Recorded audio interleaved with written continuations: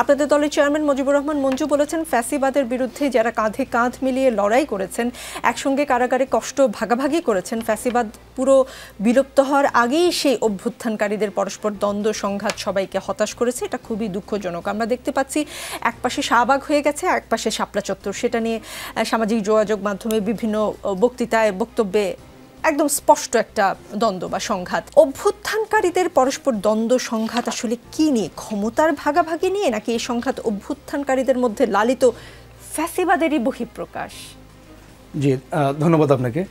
আসলে অভ্যুত্থান পরবর্তী সময়ে বা বিপ্লব পরবর্তী সময়ে সারা পৃথিবী জুড়েই কিন্তু একটা অ্যানোমালি বা কেওটিক সার্কামস্টেন্স তৈরি হয়। বাংলাদেশও ঠিক এর ব্যতিক্রম নয়।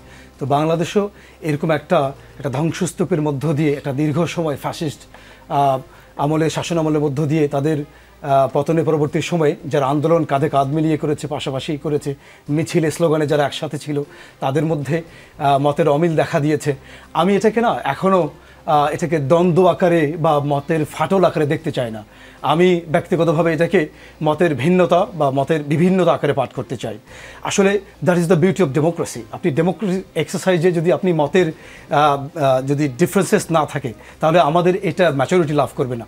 সো এটা আমাদের যে ডেমোক্রেটিক যে নারিশমেন্ট, এটার জন্য একটা নেসেসারি ইনগ্রেডিয়েন্ট বলে আমি পার্সোনালি মনে করি।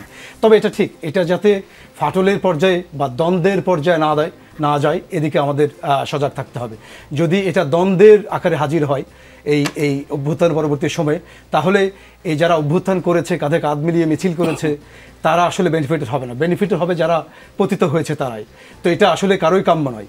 তবে একটা যেটা সমস্যা, যেটা আমাদের সাইকোলজিক্যাল এই ক্রাইসিসটা আমি মনে করি। কারণ দেখুন, একটা লম্বা সময় জুড়ে আমরা সিঙ্গুলার ওপিনিয়নে এত বেশি অভ্যস্ত হয়ে পড়েছি যে আসলে পার্টিকুলারলি ফ্যাসিস্ট রেজিমে যে একটা ওপিনিয়ন থাকবে, এর বাইরে আর কোনো ওপিনিয়নকে রাখা হবে না। এইরকম একটা সিঙ্গল ওপিনিয়নের পরিবেশের মধ্য দিয়ে আমাদের মনোজগতে, আমাদের মনস্তত্ত্ব এমনভাবে গেড়ে বসেছে যে কোনো একটা প্লুরাল বা মাল্টিপল ওপিনিয়ন দেখলেই মনে করি এই বুঝি মতের অনৈক্য তৈরি হয়েছে, ফাটল ধরেছে। আসলে ব্যাপারটা আসলে ওইরকম নয়। তো ডিফারেন্সেস অফ ওপিনিয়ন তো থাকবেই। তো এর মধ্য দিয়েই আমাদের গণতন্ত্রের বিকাশ ঘটবে এবং আমাদের গণতন্ত্র ম্যাচুরিটি লাভ করবে।